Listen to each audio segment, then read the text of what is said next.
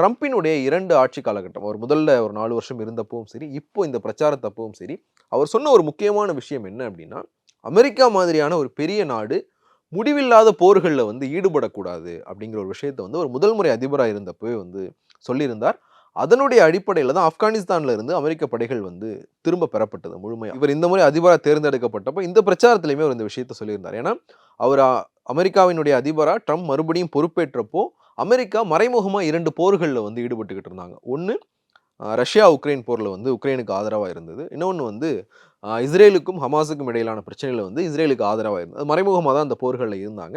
Trump இத மாத்துறேன்னு சொல்லிட்டு தான் வந்தார். அமெரிக்காவினுடைய தேர்தல பொறுத்தவரைக்கும் அங்க எப்பவுமே ஸ்விங் ஸ்டேட்ஸ் இருக்கும். அந்த ஸ்விங் ஸ்டேட்ஸ் அமெரிக்கா பெரிய அளவுல போர்கள்ல ஈடுபடுது. அமெரிக்காவினுடைய பொருளாதாரம், அமெரிக்க மக்களினுடைய உழைப்பு நமக்கு சம்பந்தமே இல்லாத போர்கள்ல இன்வெஸ்ட் பண்ணப்படுது அப்படிங்கிற குற்றச்சாட்டோட இருக்கிற மக்கள் அங்க இருக்கிறாங்க. அந்த ஸ்விங் ஸ்டேட் பீப்புள் வாக்களிச்சு தான் ட்ரம்ப் மறுபடியும் அதிபரா தேர்வாயிருக்கிறார். இப்ப அவரே ஒரு போருக்கு நேரடியா வந்ததுன்றது அமெரிக்காவுக்குள்ள ஒரு பெரிய பின்னடைவை ஏற்படுத்துறதுக்கான வாய்ப்புகள் அதிகமா இருந்தது.